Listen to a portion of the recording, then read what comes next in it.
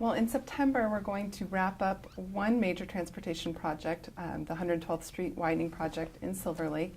And then fairly soon, drivers are going to see us starting the Broadway Bridge replacement project, which is something people have been hearing about for a long time. So can you give us an update on those two projects and what people can expect to see in the coming year? You know, unless you use these two state highways very frequently, you probably don't realize it, but now we have two highways, 527, which starts in Canyon Park, comes all the way to South Everett, and that's now finally a 4-lane highway, the entire distance, goes through a number of communities, obviously Everett and Mill Creek and others, and 112th was an east-west road that had almost been completed, but the location that's closest to Silver Lake, closest to 527, hadn't been widened to a full 4-lane plus a turning lane. We had challenges in acquiring property to get the last part of that project done, but it will complete in September. We're already beginning to see an easing of transportation congestion there, and it's a long-awaited project for us to get done, and will really help that entire area.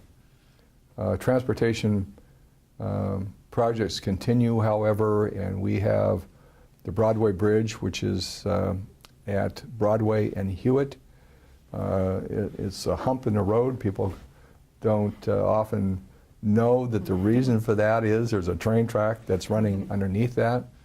That bridge has had a load restriction on it for a number of years. We pursued state and federal funding and local match to replace that bridge. Approximately $8 million was required, and that project will begin at the end of this year. You're going to begin to see preparation for that. We have a detour route around that, and that will be an inconvenience without question. But we had two options that we looked at. One option was to have it be a 2-year project, restrict traffic to a single lane north and a single lane south, and spend about $1 million more. So still an inconvenience, more costly and longer, versus the option we chose, which was to close the bridge completely, detour the traffic around, and we will, in the coming weeks and next couple months, we will be communicating very specifically what that detour route is, and get the project done in 1 year. And so that's what we chose to do. We have terrific staff led by Ryan Sass as our head engineer, and convinced all of us that this was the best option. And of course, the other thing that I would say about transportation projects, they're never ending. Population is growing, employment is growing. We have infrastructure that needs maintenance. The legislature dealt with that in part this session. But we also have in Everett and Snohomish County an interstate system that really, with some very critical and key capital investments, can function much better. A half interchange at Hardison Road, for example. A hard-running peak hour shoulder between Everett and Marysville.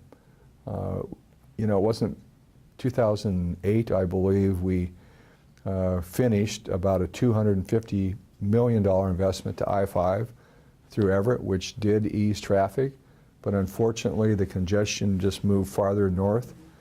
And so my hope is that our legislative leaders, our governor, will seriously consider another special session before the year's out, and really focus just on those transportation projects that are very specific to the economy, to job growth and to job retention. So we continue to advocate for that, and have had really